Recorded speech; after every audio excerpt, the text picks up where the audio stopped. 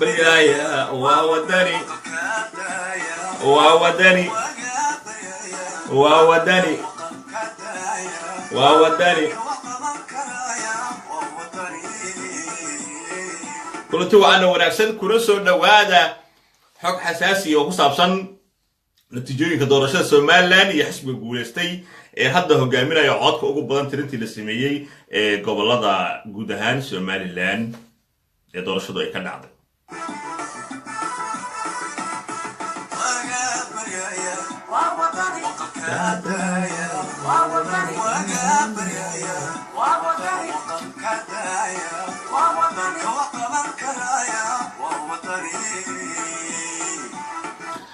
waayahay waxaan doonayaa inaan gudo galo oo idin soo gudbiyo natiijada doorashada Soomaaliland ka dhacday ilaa hadda xisbiga hogaaminayo qof kasta oo qalinka soo qaato xisaabta aan isku dhifan doono oo idin sheegi doono ha ila xisaabiyo haddii aan qalad sameeyo si la igu qabto qaladkaas waayahay xisbiga wadani waxa uu gobolka Awdal ka helay 44,200 oo cod ayuu xisbiga wadani ka helay xisbiga kulmiyana waxa uu gobolka Awdal ka helay 300,000 iyo wuxuu ka helay 30,000 iyo 700,000 wuxuu ka helay 30,000 oo cod ayuu ka helay halkaas waxa kulmiyada dheeryahay oo laga wataa 12,500 oo cod ayaa lagu hogaaminayaa Awdal waxa lagu hogaaminayaa 12,500 oo cod ayaa lagu hogaaminayaa Awdal xisbi kulmiye oo laga horeeya waayahay waxa kale oo jira 13 sanduuq oo kulmiye ku doodayaan inay mataqaana iyagu ay codka halkaas ku jira leeyihiin laakiin wali aan codki la fiirin oo aan la furin inay mataqaana wadin leeyihiin oo ay codka heli doonaan iyo inay kulmiye heli doonaan lama ogo 13 sanduuq weey inta mataqaana wali aan la furin nimanka wadin laftooduna waxay leeyihiin mataqaana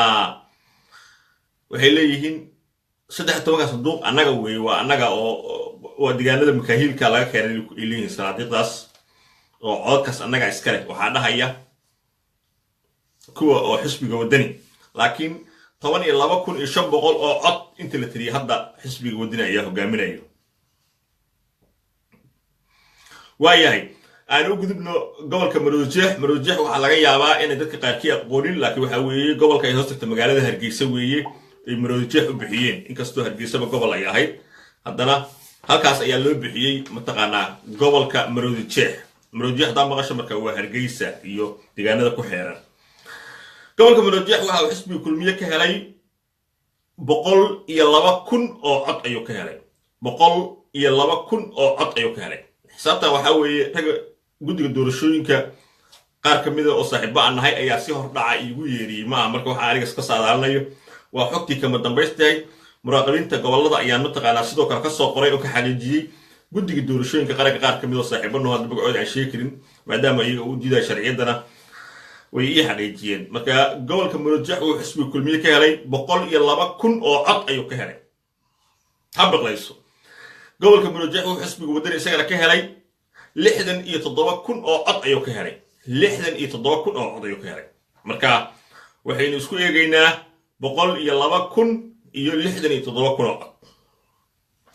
xisbiga kulmiye ayaa Maroodijeex waxa uu dheeryahay 35,000 oo cod ayuu ka horeeyaa xisbiga wadani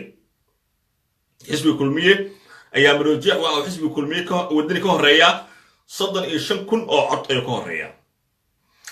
okay waxay isku dayna marka 35,000 oo mataqaana 35,000 oo cod oo kulmiye uu ka helay Maroodijeex hadii laga jaro waxaan ka jaraynaa 12,500 oo wadani uu ka helay gobolka Awdal oo uu kaga horeeyay xisbiga kulmiye 35,000 ay waxaan ka jaraynaa 12,500 oo wadani uu ka helay Awdal oo uu kaga horeeyay kulmiye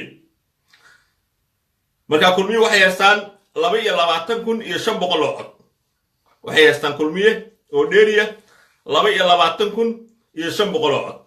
okay waayahay waxaynu tagaynaa gobolka saaxil kulmiye wuxuu ku hogaaminayaa codad dhan 7,000 ayuu ka horeeyaa wadani gobolka saaxil wuxuu kulmiye ku hogaaminayaa codad dhan 7,000 haddii lagu daro xisaabtii uu horey u haystay oo ahayd 22,500 hadii lagu daro waxay noqonaysaa 29,500 oo cod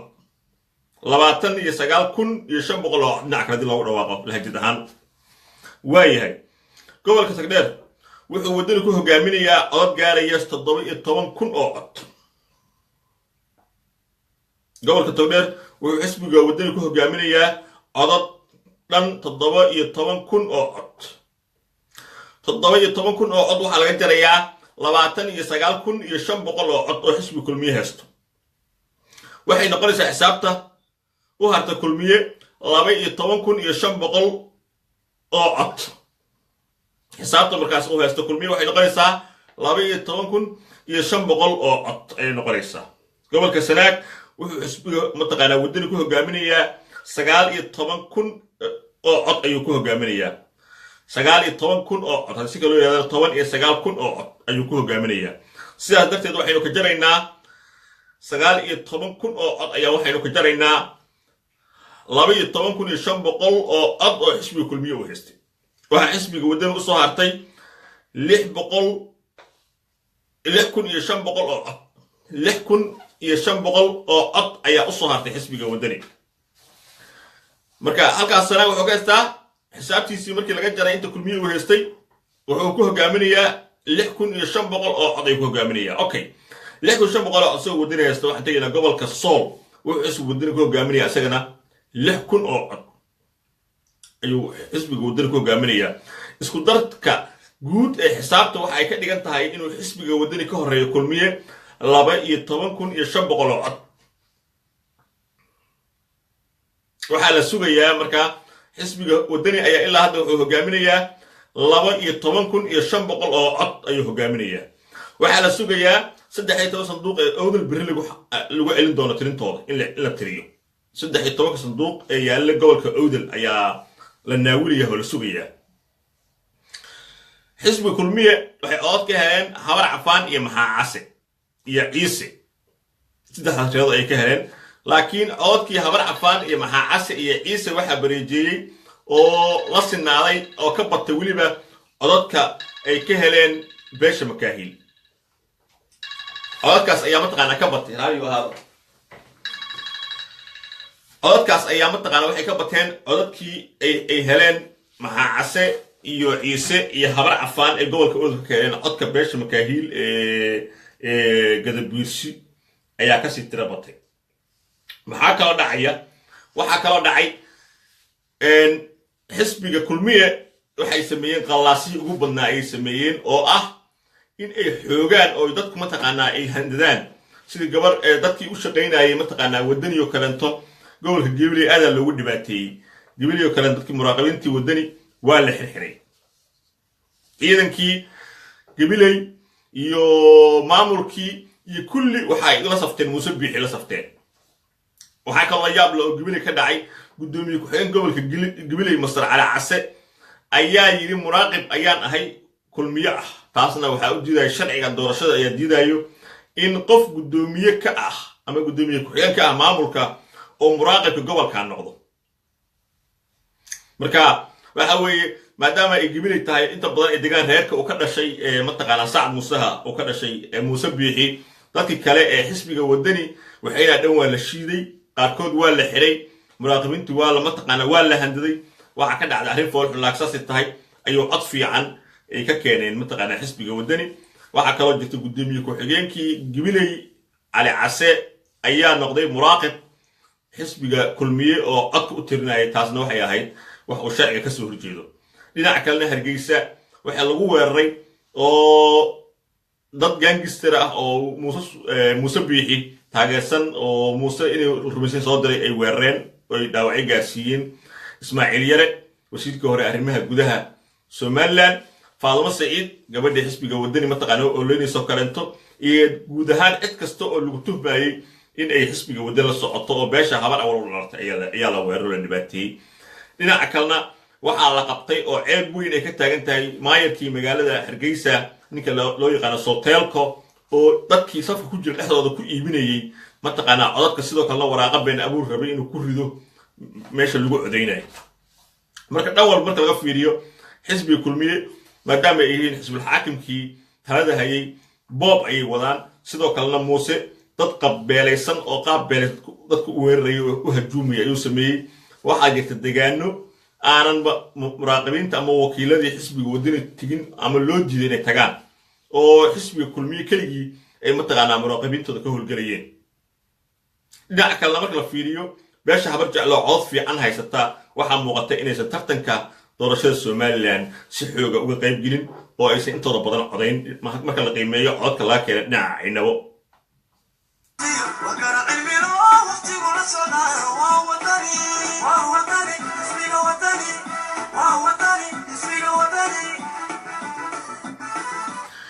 haddana dhinaca kale markaan qiimeeyo magaalada Hargeysa iyo guud ahaan gobolada Somaliland iyo qurbo-joogtuba waxay bilaabeen dabaaldegyo taageerayaasha xisbiga wadani ay ugu dabaaldegayaan guusha ay mataqaanaa soo hooyeen dhinaca doorashada laakiin dadka yaqaana Muuse Biixi waxay leeyihiin si kasta xisbiga wadani u dabaaldegaan ama isugu soo baxaan Muuse waxa uu noqon doonaa madaxweynaha Somaliland maxay yeelay wuxuu adeegsan doonaa awood wuxuu adeegsan doonaa inuu mataqaanaa kala laalushaan oo qarn xoog uu ku dayo guddiga doorashooyinka kasta mareyntii ay sii socoto sida la yiraahdo xisbiga kulmiye guuleystay salahaan gudoomiyaha guddiga doorashooyinka ah xisbiga kulmiye ayuu ka yimid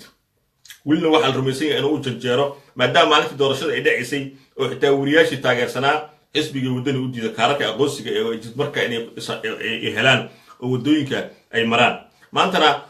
gudoomiyaha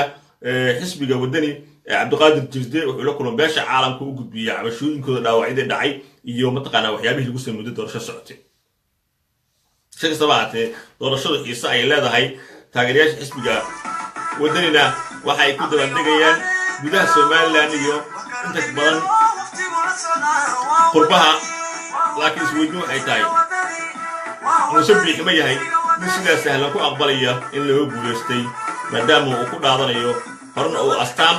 iyo calaamad ugu ahaa in uu xoog ku maquuniyo cidii ka hortimaado waxa dhacaya oo dhan ay tusaale u tahay laakiin iminka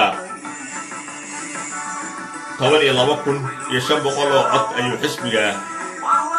wadani ku horeeya waxa waraaqii la soo diray ee qiimeyntii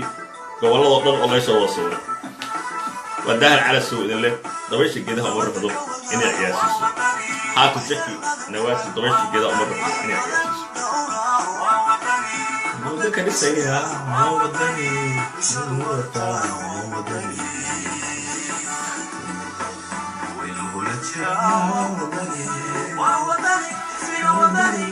موضوعي